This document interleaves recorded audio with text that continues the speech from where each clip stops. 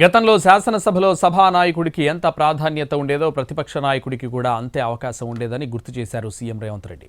ప్రతిపక్షాలు సలహాలు సూచనలు చేయడానికి ముందుకొచ్చేవని తెలిపారు. అవసరమైతే నిరసనలు సైతం చేయడానికి ఛాన్స్ ఉండేదన్నారు సీఎం రేవంత్ రెడ్డి.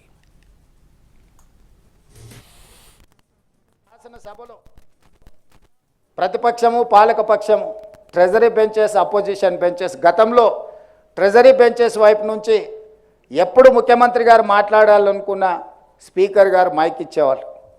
సహజంగా ముఖ్యమంత్రి గారు కాబట్టి మైక్ ఇస్తారని ఒక భావన. కానీ ప్రధాన ప్రతిపక్ష నాయకుడికి కూడా ఎప్పుడు ఏలు చూపించిన స్పీకర్లు ప్రధాన ప్రతిపక్ష నాయకుడికి మైక్ ఇచ్చి సభానాయకుడికి ఎంత అవకాశము, సభానాయకుడు విషయాలను చెప్పడానికి ఎంత అవకాశం ఇచ్చేదో ప్రధాన ప్రతిపక్ష నాయకుడికి కూడా అంతే అవకాశం ఇచ్చి ప్రభుత్వం తీసుకుంటున్న విధానపరమైన నిర్ణయాలను, పరిపాలనపరమైన అనుమతులను ప్రతిపక్షాలు సలహాలు సూచనలు ఇవ్వడానికి, విమర్శించడానికి, అవసరమైతే నిరసన తెలపడానికి, రాస్తా రోకోలు చేయడానికి నిర్ణయించిందే శాస్త్రీయ ఫిరాయింపుల గురించి చర్చలు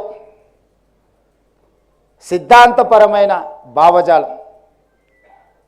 విద్యార్థి దశలో సిద్ధాంతపరమైన భావజాలంలో రాణించిన వాళ్ళు తక్కువ ఉండడం వల్లనే, విద్యార్థి రాజకీయాలలో చైతన్యం కోల్పోవడం వల్లనే ఈరోజు ప్రజా జీవితంలోకి వచ్చేవాళ్ళు ప్రజాప్రతినిధులుగా కావాలి, ఏదో రకంగా ఏదో ఒక పదవిలో ఉండాలి. కాబట్టి ఏ పార్టీ అయినా పర్వాలేదు, మాకు పదవి ఉంటే చాలు అనుకునే పరిస్థితులు ఈరోజు రాష్ట్రంలో ఈరోజు వచ్చినాయి.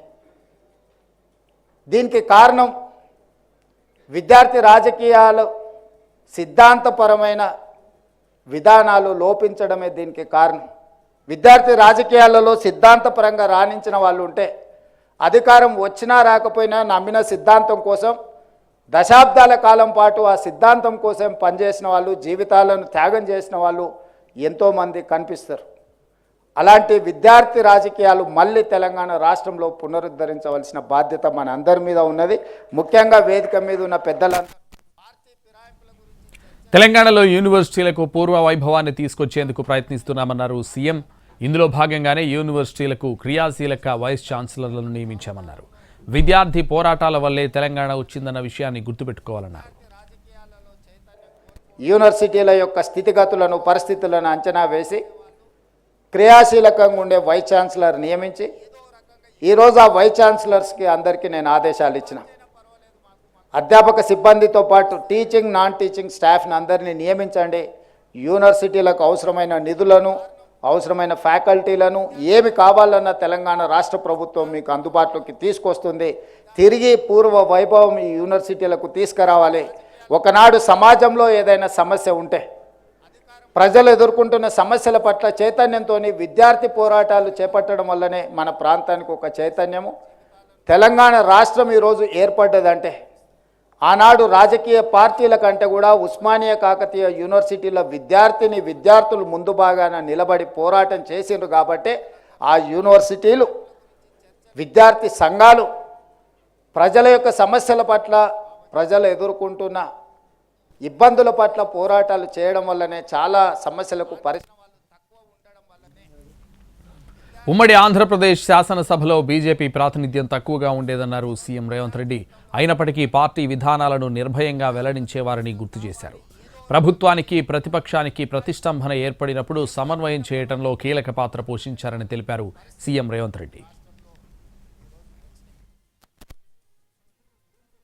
శాసనసభలో వెంకయ్య నాయుడు గారైనా, జైపాల్ రెడ్డి గారైనా లేదా సాగర్జీ వాళ్ళ పార్టీకి ఉన్న ప్రాతినిధ్యం చాలా తక్కువ. కానీ విషయాలను లేవనెత్తడంలో, ప్రభుత్వాలను నిలదీయడంలో కమ్యూనిస్టులు కానీ లేకపోతే భారతీయ జనతా పార్టీకి సంబంధించిన నాయకులు ఎంతో క్రియాశీలక పాత్ర పోషించేది. ఇదే కాదు, ఈరోజు సభలో నేను గతంలో చూసిన దాటికి ఈరోజు సభలో ఉన్న భిన్న పరిస్థితులను కూడా నేను ఈ సందర్భంగా ప్రస్తావించదలుచుకున్నాను. పాలకపక్షానికి, ప్రధాన ప్రతిపక్షానికి ప్రతిష్టంభన వచ్చినప్పుడు, అంశాల విషయంలో విభేదాలు వచ్చినప్పుడు, సభ పదే పదే వాయిదా పడ్డప్పుడు ఇలాంటి పక్షాలు, అది కమ్యూనిస్టులు కావచ్చు, భారతీయ జనతా పార్టీ సంబంధించిన నాయకులు కావచ్చు, ఆనాడు సాగర్జీ లాంటి వాళ్ళు లేచి రెండు పక్షాల మధ్యలో ఒక సమన్వయం చేసి సభ వాయిదా పడితే స్పీకర్ గారి రూమ్లో పాలకపక్షాన్ని ప్రతిపక్షాన్ని శాసనసభ వ్యవహారాల మంత్రులతో అవసరమైతే ముఖ్యమంత్రులతో కూడా మాట్లాడి ఆ ప్రతిస్తంభనను తొలగించి మళ్ళీ చర్చలు కొనసాగించే విధంగా సభను ముందుకు కేంద్ర ప్రభుత్వాన్ని ప్రభావితం చేయగలిగిన వాళ్ళు నరేంద్ర మోడీ గారి నుంచి అనుమతులు ఇప్పించగలిగిన వాళ్ళు ఈ వేదిక మీద ఉద్దండులు అందరూ ఉన్నారు. ఇది మన రాష్ట్రం యొక్క బాధ్యత. మీ అందరితో కలిసి రావడానికి మీతో పాటు నడవడానికి మా లక్ష్మణన్న ముందు ఉండాలి. ఎందుకంటే వారికి అన్నీ తెలుసు. నేనే ముందు ఉండాలనే ఆలోచన నాకేం లేదు.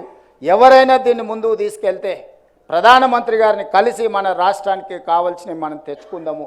ఇది ఒక మంచి అవకాశం, గొప్ప అవకాశం. ఇలాంటి గొప్ప అవకాశం జారవిడ్చుకుంటే మన రాష్ట్రం వెనుకబడుతుంది.